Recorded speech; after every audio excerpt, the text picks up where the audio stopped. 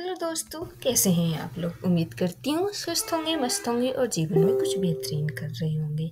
हम लोग पढ़ रहे हैं उपन्यास जिसका नाम है टालने का कीड़ा। इस उपन्यास के 6 चैप्टर हम पहले ही पढ़ चुके हैं। आज हम पढ़ेंगे चैप्टर 7 और देखेंगे हाउ टू सेट गोल्स। हम अपने गोल्स को कैसे सेट कर सकते हैं। इससे पहले हमने पढ़ा है हम अपने बॉडी माइंड को समझ के उससे कब कैसे ज़्यादा से ज़्यादा हम प्रोडक्टिव काम कर सकते हैं, कैसे हम अपने माइंड को कंसंट्रेट कर सकते हैं।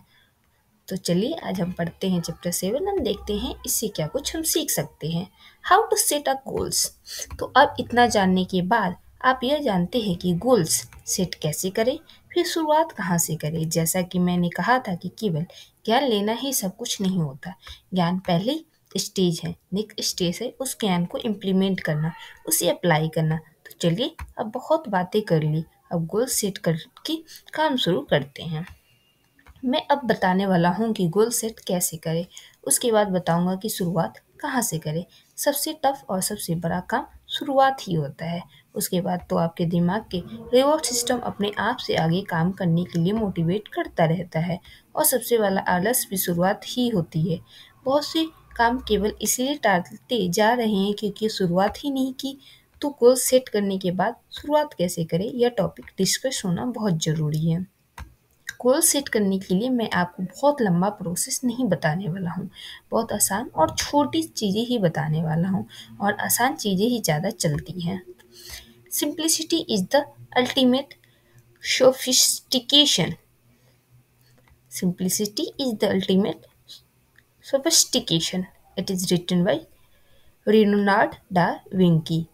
कि जिस भी चीज़ में जितना भी एक्सपीरियंस होता है वो उतना ही चीज़ों को सिंपल करता है और सिंपल बातें को समझना ही मुश्किल होता है। सिंपल आउटपुट देना ही बड़ा काम होता है। पहले के टाइम में कंप्यूटर मुश्किल थे, आज सिंपल है क्योंकि कोई भी कंपनी का लोगो और ज़्यादा सिंपल होता जा रहा है और ज़्यादा शॉर्ट हो जाता है। कोई भी एक अच्छा स्पीकर है जो अच्छी तरह से समझना जानता है वो उतनी ही अच्छी तरीके से चीज़ों को सिंपल करेगा। इसी तरह से मैं आपको गोल सेट करने का तरीका बताने वाला हूँ। वो सिंपल तो है लेकिन बहुत ही ज़्यादा इफ़ेक्टिव है। मुश्किल चीज़ें बाद में करना, पहले मुश्किल चीज़ों को ही कम करने के लिए सिंपल चीज़ें कर लीजिए। चलिए शुरू करते हैं और यह तरीका आपको इंटरनेट पर या किसी बुक में लिखा हुआ नहीं मिलेगा क्योंकि यह एग्जाम्पल मैंने खुद ही क्रिएट किया है। मैं आपको मूवी का एग्जाम्पल लेकर समझाता हूँ। इस एग्जाम्पल से ज़्यादा लोग रिलेट करेंगे क्योंकि कोई भी मूवी बनती है उसे मैं बहुत बहुत ज़्यादा ही सिंपल तरीके से बताने वाला हूँ। यह पूरा के पूरा फॉर्मूला आपके अपने किसी भी गोल्स को पूरा करने में लगाना है। हर गोल आपका कितना भी बड़ा गोल हो, चाहे वो पूरी लाइफ का हो या आने वाले 1 साल का या आप साल का, आप इस फॉर्मूला से उसे अचीव कर सकते हो। कोई भी मूवी बनती है तो सबसे पहले एक थॉट होता है, एक विचार होता है, फिर वो थॉट वो इमेजिनेशन, वो सारी बातें जो दिमाग में चल रही है उसे सही तरीके से टेक्स्ट में लिखा जाता है जिस स्क्रिप्ट कहते हैं। डायलॉग लिखे जाते हैं, प्रॉपरली लाइन लिखी जाती है, फिर स्क्रीन स्क्रीन प्ले लिखे जाते हैं। शूट करेंगे कब कैमरा से शूट करेंगे, तब इस सीन के वक्त कैमरा कहाँ होगा, हर एक सेकेंड लिखा जाता है कि कैमरा कहाँ होगा, शॉट कहाँ होगा, इस वक्त एक्टर कहाँ होगा, क्या डायलॉग होगा, क्या फील देनी है, इस वक्त बैकग्राउंड म्यूजिक क्या चल रहा होगा या म्यूजिक फील देना है। उस अकॉर्डिंग कैमरा मूवमेंट होता है, उस अकॉर्डिंग एडिटिंग होती है और इसी के अकॉर्डिंग पूरे स्क्रीन प्ले लिखे जाते हैं। मूवी के लिए बैकग्राउंड म्यूजिक सॉन्ग बनाए जाते हैं, फिर वो सब शूट होता है कैमरा में। यानी जो थॉट्स आए थे अब वो टेक्स्ट से वीडियो फॉर्म में आ चुके हैं।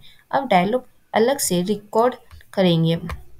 जो भी मूवी में बात होती है वो पहले स्टूडियो में रिकॉर्ड की जाती है जिसे डबिंग कहते हैं। हर मूवी में ऐसा नहीं होता, कुछ मूवी में जब शूट हो रहा होता है माइक भी वही माइक भी लगा देते हैं और वही वॉइस रिकॉर्ड भी कर देते हैं। लेकिन एक बार इस प्रोसेस को इस तरह से लेते हैं कि वॉइस बाद में रिकॉर्ड की जाएगी। मूवी में शूट की गई क्लिप और वॉइस को जोड़ा जाता है। बेस्ट शॉट जोर जोर के मूवी बनाई जाती है जिसमें सॉन्ग भी होते हैं, स्टोरी चल रही होती है जैसा डायरेक्टर ने मूवी को बनाया है। मूवी में कलर कलर ग्रेडिंग होती है, इफेक्ट एडिट होते हैं एट एक्स्ट्रा। फिर फाइनल आउटपुट में एक वीडियो पूरी बन जाती है जो रिलीज होने के लिए तैयार होती है, जिसे देखने लायक आउटपुट बन जाता है।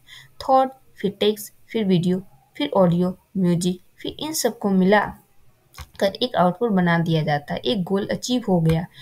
अब जब विचार आया, कोई मूवी की स्क्रिप्ट याद आई, वो यूँ समझ लो कि आपके आपकी लाइफ में जो करना है वो आइडिया है, वो आपका गोल है। फिर राइटर उस विचार को टेक्स्ट में लिखता है, तो आप भी अपने आइडिया को लिखो, अपने गोल्स को लिखो, अपनी प्लानिंग लिख कर करो, पेपर में या लैपटॉप में या मोबाइल में, कहीं भी। लिखने से बहुत ज़्यादा फर्क पड़ता है, आपको डायरेक्शन अच्छी मिल जाती है।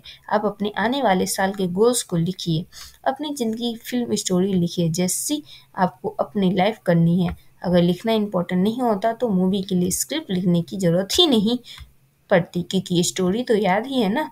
स्क्रिप्ट का इतना बड़ा रोल है कि डायरेक्टर को बार बार बराबर नज़र रखनी होती है कि अब क्या करना है और कैसे काम ले जाना है। फिर जैसे एक मूवी का डायरेक्टर उस स्क्रिप्ट के बेस पर, मूवी की स्टोरी के बेस पर एक्टर से एक्टिंग करवाता है कैमरा के सामने वीडियो फॉर्म में उस प्रोजेक्ट को करने के लिए, तो आपको भी अपने माइंड को एक्टर समझकर और खुद को डायरेक्टर समझकर वो चीज़ करवानी है जो आपने गोल्स में लिखी है। इसको मैं थोड़ा और आसान करके समझाता हूँ। जैसे एक मूवी का डायरेक्टर उस स्क्रिप्ट के बेस पर, मूवी की स्टोरी के बेस पर एक्टर से एक्टिंग करवाता है कैमरा के सामने वीडियो फॉर्म में उस प्रोजेक्ट को करने के लिए, तो आपको भी अपने माइंड को एक्टर समझकर और खुद को डायरेक्टर समझकर वो चीज़ करवानी है जो आपने गोल्स में लिखी है।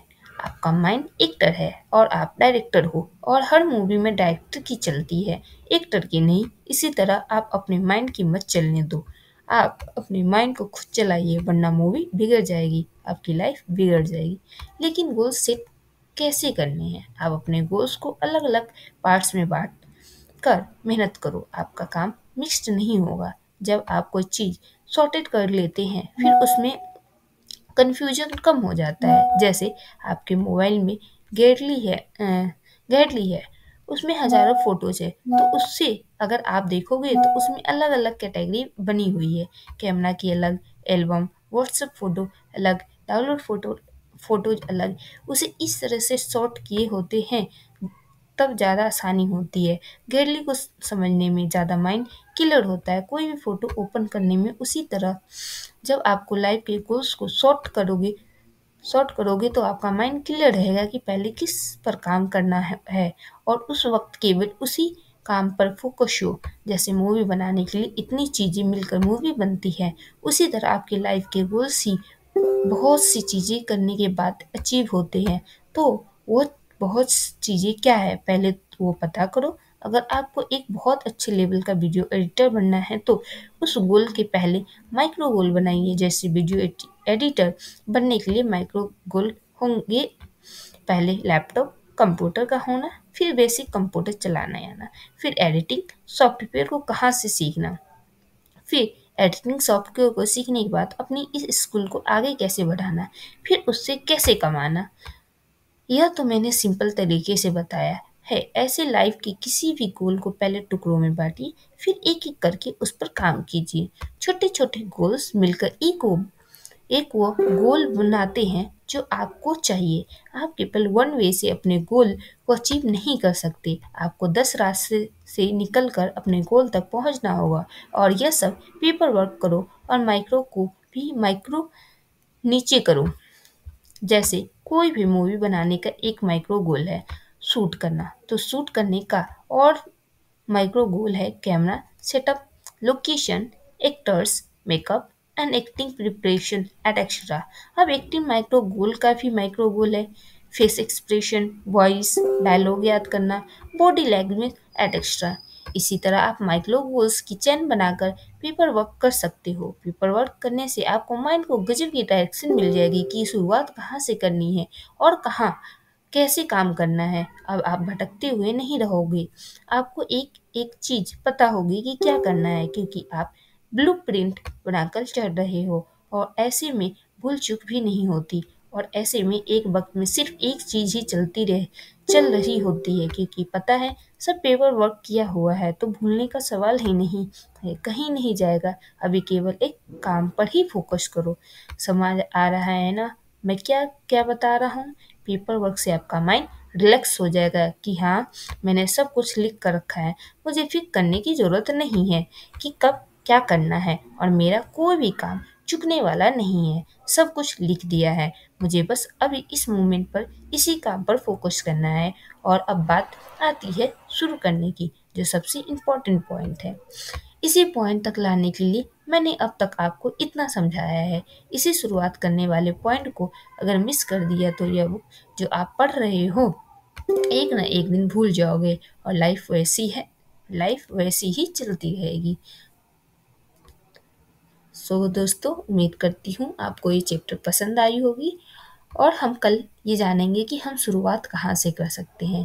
तो हम कल ये अगला चैप्टर पढ़ेंगे और ये समझने की कोशिश करेंगे कि हम अपने गोल्स को शुरू कैसे करें। आज तो हमने ये समझा कि गोल्स को कैसे हम छोटे छोटे टुकड़ों में माइक्रो माइक्रो से भी नीचे कर कैसे हम बांट सकते हैं। दोस्तों, हम पढ़ेंगे चैप्टर 8 कल, और फिर देखेंगे कि हम अपने गोल्स को कैसे सेट करें। धन्यवाद दोस्तों।